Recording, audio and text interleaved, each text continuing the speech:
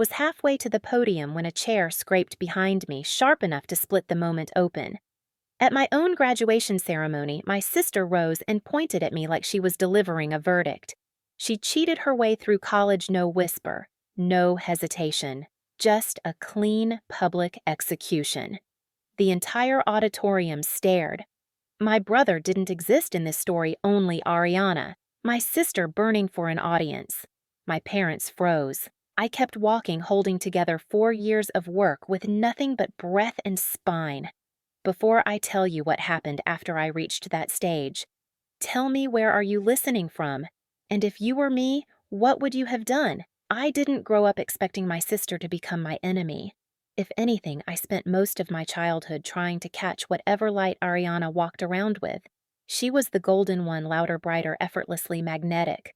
At family dinners in Portland, relatives leaned toward her stories. I sat beside her, nodding, learning how to make myself small so she could shine. But something shifted when I stopped being the quiet kid who trailed behind her and started becoming someone on my own. By junior year of high school, my grades edged past hers. Teachers called on me more. A scholarship letter arrived with my name on it, and the smile Ariana gave me carried the sweetness of fruit left out too long. College made the distance wider. I left for campus with a duffel bag and a stack of psych textbooks. She stayed home after dropping out of her grad program. I didn't think it mattered, different paths, different timing. But the first crack appeared when my scholarship refund came in short. A missing amount, then a vague explanation from the financial aid office. When I asked my parents if they had heard anything from Ariana, they exchanged a look too quick to decode. Then came the emails, a plagiarism complaint I didn't recognize, a canceled appointment with Professor Hale. I never canceled a tutoring accusation from someone I'd never met. Small things at first, easy to shrug off, easy to blame on the chaos of school. But they built on each other, subtle weight after subtle weight, pressing down on my reputation until I could feel people watching me in hallways with the hesitation of someone approaching a cracked mirror. Lena, my roommate, noticed it before I said a word. "You're checking your phone like you're waiting for something bad," she whispered one night in our studio. I didn't know how to explain that I wasn't waiting for bad news, I was waiting for a pattern. The truth is, I kept hoping it wasn't Ariana, that my sister, the girl who used to braid my hair before school, couldn't possibly be behind all of it. But hope has a way of blinding you right before the final blow. I just didn't know that blow would land on the one day she knew I couldn't defend myself. The months leading up to graduation felt like living inside a room where someone kept dimming the lights, not enough to plunge me into darkness, just enough to make me question what I was seeing. Every time I thought the worst was behind me, something new slipped under the door. It started with a second adjustment to my scholarship payments. Then, a notice about a missing form I'd already submitted. Then, my campus account locked me out for repeated suspicious activity. I stared at the login screen in my dorm, pulse climbing, as if the system itself was telling me I didn't fully belong anymore. Professor Hale called me in next. "A complaint came through," he said, carefully folding his hands. "Someone claims you plagiarized parts of your behavioral analysis report." My stomach dropped. That report had taken me weeks, late nights, cold leftovers, endless corrections. I opened my mouth to defend myself, but he raised a hand. "I don't believe it. I'm telling you so you can prepare." "Prepare? For what?" A war I didn't start. Whispers followed me out of his office. Evan, a classmate from freshman year, gave me a strange, assessing look in the hallway. A girl in my lab group avoided eye contact. Even Lena, who trusted me by instinct, said, "You don't think someone's targeting you, right?" "I don't know," I answered. But I did know. I just didn't want to say it out loud. The turning point came the night I found a message in my inbox, an email apparently sent by me to a faculty assistant canceling a meeting I'd been counting on for my capstone review. The tone wasn't mine. The phrasing wasn't mine. The signature wasn't mine. But the damage, that was very much mine. I sat on my bed in the half-light of our studio apartment, scrolling through old memories of Ariana like I was rewinding a film. The backhanded comments, the sharp smiles, the times she dismissed my wins as luck, the way she'd been drifting through life since leaving her grad program, always comparing, always tallying. And somewhere between those memories, the truth formed, quiet, sharp, undeniable. This wasn't randomness. This wasn't bad timing. Someone was choreographing my downfall piece by piece. I drove home that weekend and found my dad in the backyard standing by the old fence he'd been meaning to fix for years. He watered the hydrangeas like the world wasn't closing in on me. Dad, has Ariana ever said something about me about school? He paused, water trickling onto his shoes. She's been tense, he admitted. Said you get everything handed to you. I told her that wasn't fair, but the rest didn't matter. The fracture was already there. When I returned to campus, I made my decision. No more guessing. No more hoping I was wrong. I reached out to a tech investigator named Noah Vance, the one friend of a friend said could find ghosts in a machine. And within days, the ghosts had names, timestamps, locations, and one of them was Ariana's. That was the moment the quiet dread inside me turned into resolve. Noah didn't speak much the first time we met. He just listened, really listened while I laid out every strange payment, every canceled appointment, every whisper that clung to me like smoke. When I finished, he tapped the edge of his laptop and said, "If someone's been in your accounts, they left footprints. People always do." 3 days later, he called me back to his shared workspace downtown. The place buzzed with low conversations and the hum of old vents. But on Noah's screen, everything was razor sharp. "These are your login logs," he said, pointing. "Except here, here, and here, those aren't yours."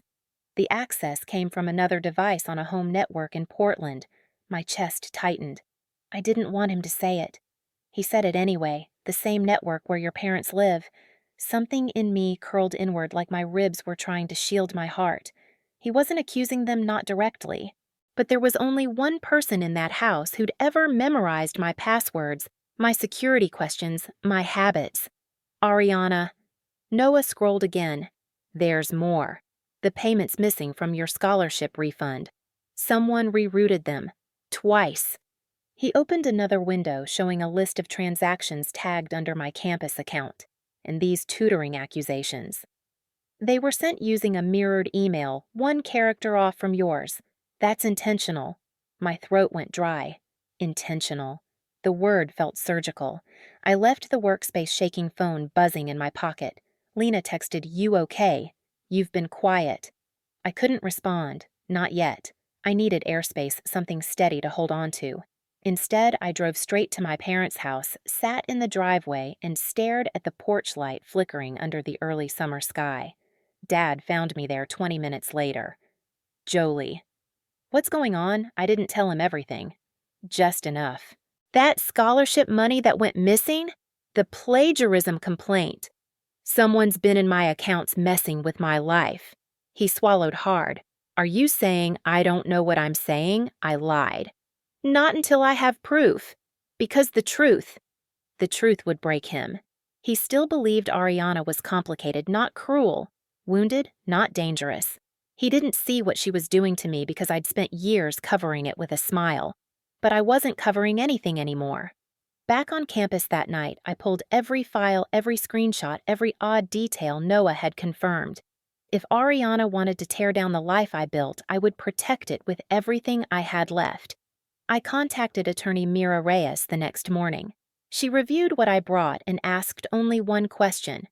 "When do you want this to stop?" "When it's no longer just me she can hurt," I said. That was when the shift happened, quiet, but absolute. I wasn't reacting anymore. I was preparing. Graduation was 2 weeks away. I tucked the evidence into a sealed envelope labeled and ready. And for the first time in months, I felt something other than fear. I felt direction. 2 weeks passed like I was living in 2 timelines at once. In one, I was a normal graduating student returning my dorm key, finishing finals, trying on my cap and gown in front of the mirror. In the other, I was preparing for a quiet war. A war Ariana didn't know she'd already lost. The night before graduation, I barely slept.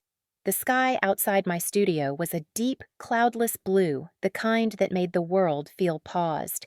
I laid out everything, the sealed envelope of evidence, the printed logs Noah had verified, the statement Mira helped me prepare, and my capstone summary.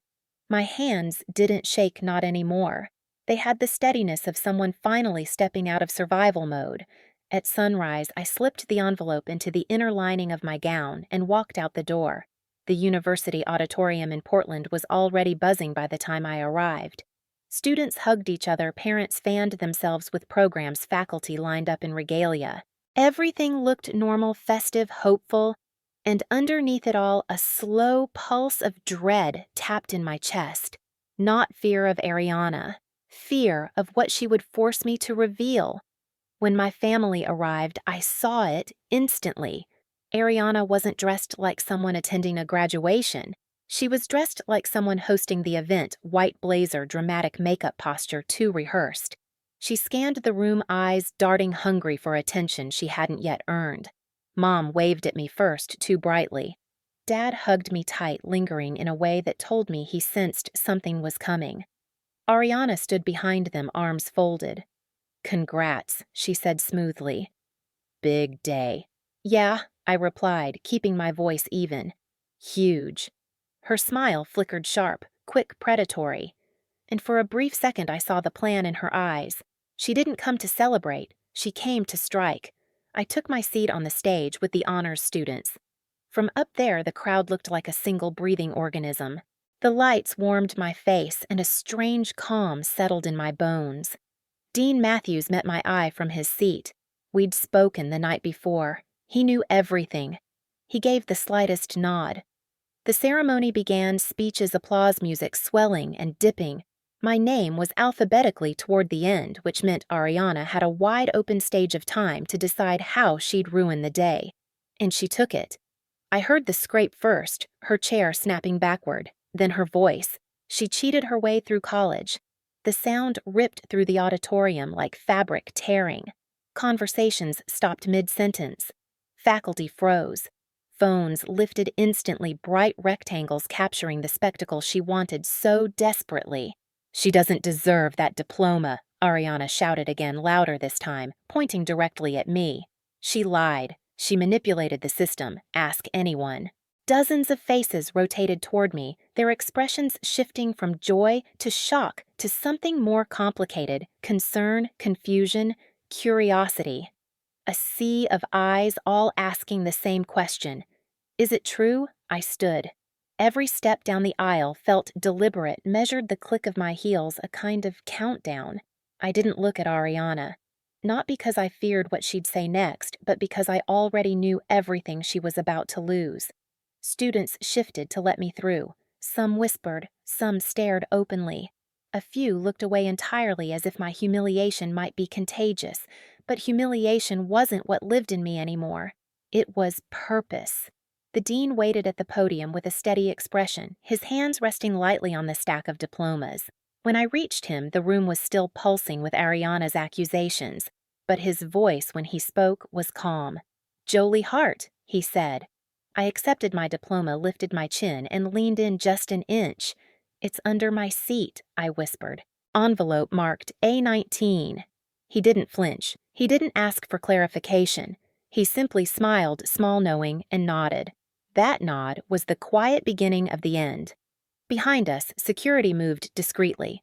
A faculty member approached the row where Ariana still stood, chest-heaving makeup cracking under the heat of her performance.